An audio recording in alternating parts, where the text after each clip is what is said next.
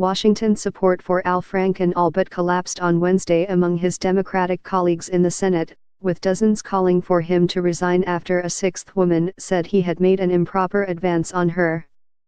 Senator Franken should resign, Senator Chuck Schumer of New York, the Democratic leader, said Wednesday evening, the latest in an avalanche of statements that began with a half-dozen Democratic women and then snowballed throughout the day. I consider Senator Franken a dear friend and greatly respect his accomplishments, but he has a higher obligation to his constituents and the Senate, and he should step down immediately. Mr. Franken, Democrat of Minnesota, has scheduled an announcement on his future in the Senate for Thursday, and he pushed back on a Minnesota Public Radio report that he would be resigning. No final decision has been made and the senator is still talking with his family, his office said on Twitter. By Wednesday evening, there was widespread expectation among senators in the Democratic caucus and aides that Mr. Franken would step down.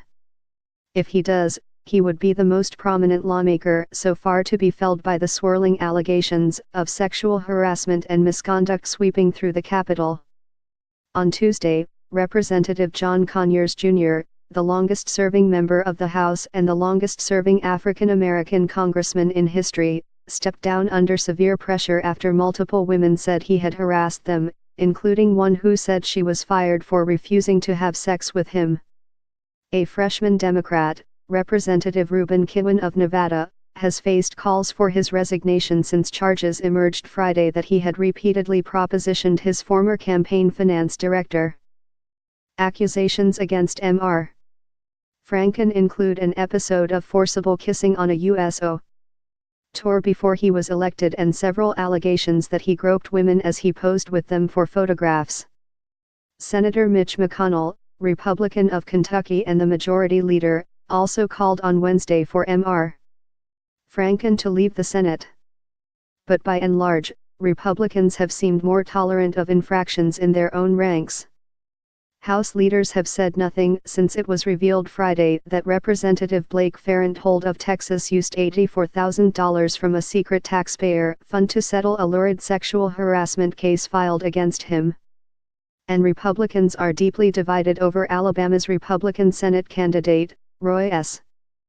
Moore, who has been accused of sexually assaulting teenage girls as young as 14, yet has maintained the support of President Trump and other conservatives.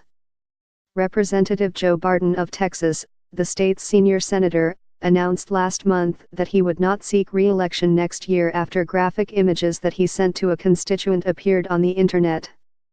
But he received little pressure to step down.